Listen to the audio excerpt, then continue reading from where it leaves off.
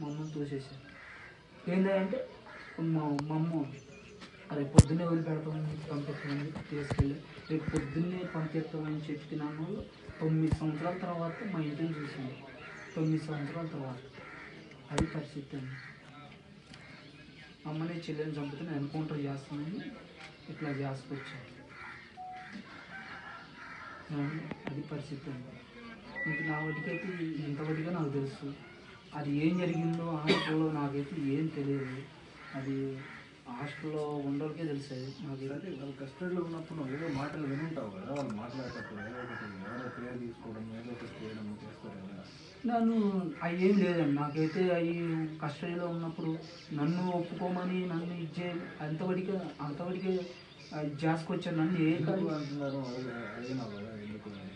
నేను ఎందుకు ఒప్పుకోవాలని అన్నాను.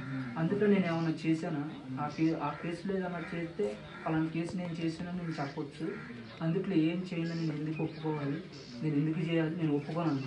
అందులో ఒప్పుకోనంటే నన్ను కొట్టారు, కొట్టినా కూడా ఒప్పుకోవాలి.